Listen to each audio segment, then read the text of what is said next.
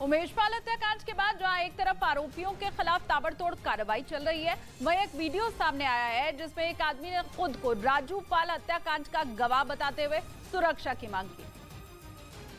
ओम प्रकाश पाल नाम के आदमी ने खुद को राजू पाल हत्याकांड में गवाह बताया और सरकार से सुरक्षा की मांग की।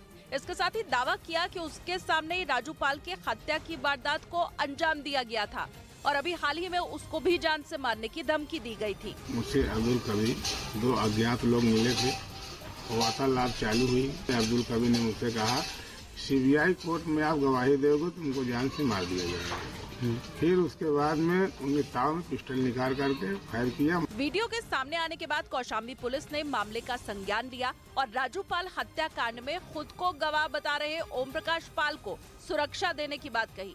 ये सोशल मीडिया पे एक वीडियो वायरल हो रहा है, इसमें उनके द्वारा बताया जा रहा है कि मैं राजू पाल हत्याकांड का गवाह हूँ। इनसे संपर्क किया जा रहा है और आवश्यकतानुसार इनको सुरक्षा व्यवस्था उपलब्ध कराई जाएगी। इस वीडियो के सामने आने के बाद अतीक अहमद की मुश्किलें अब और बढ़ गई हैं, क्योंकि माना यह जा रहा है कि राजू पाल हत्याकांड में सिर्फ आखिरी गवाह के तौर पर उमेश पाल ही बचे हैं। लेकिन अब एक नए गवाह के सामने आने के बाद राजू पाल हत्याकांड में आरोपियों को जल्द सजा हो सकती है। पश्चिमी मीडिया ने दावा किया कि अमेरिकी जनरल केनेथ विल्सबैक ने ताइवान के चारों तरफ चीन की घेराबंदी तोड़ने के लिए उसके जहाजों को समंदर में डुबोने का सुझाव दिया। पिछले साल अगस्त में अमेरिकी सांसद नैन्सी पेलोसी के दौरे से नाराज होकर चीन ने ताइवान को चारों तरफ से घेर लिया था और उसने ताइवान को डराने के लिए कई हफ्तों तक मिलिट्री ड्रिल भी की थी। अपने घातक जंगी जहाजों और लड़ाकू विमानों का डर दिखाकर चीन ने ताइवान को सरेंडर करने की चेतावनी भी दी, लेकिन अमेरिका के दम पर ताइवान ने घुटने नहीं टेके। लेकिन पश्चिमी मीडिया का दावा है कि चीन लगातार ताइवान पर दबाव बढ़ाता जा रहा है और वो ताइवान की सीमा के पास मिलिट्री ड्रिल भी कर रहा है। आशंका यह है कि वो मिलिट्री ड्रिल की आड़ में किसी भी वक्त उस पर हमला कर सकता है। इसी वजह से यूएस पैसिफिक एयर फोर्सेस के कमांडर जनरल केनेथ विल्सबैक ने चीन की घेराबंदी तोड़ने के लिए उसके जंगी जहाजों को डुबोने का सुझाव दिया।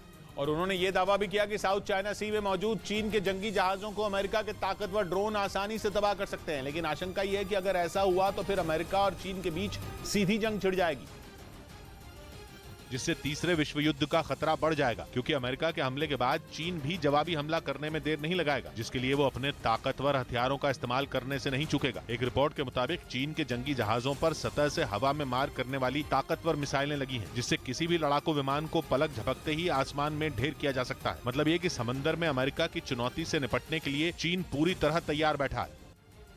उधर मुख्तार अंसारी के बाद अब अतीक अहमद को भी उत्तर प्रदेश लाया जा सकता है। इस मामले में कार्रवाई अब तेज कर दी गई है। अतीक अहमद पर ही उमेश पाल की हत्या करवाने का आरोप है। उमेश पाल हत्याकांड के बाद से अतीक गैंग पर कार्रवाई जारी है। खुद अतीक अहमद भी पुलिस और यूपी एसटीएफ के निशाने पर है और अब उसे साबरमती जेल से यूपी लाने की तैयारी की जा रही है।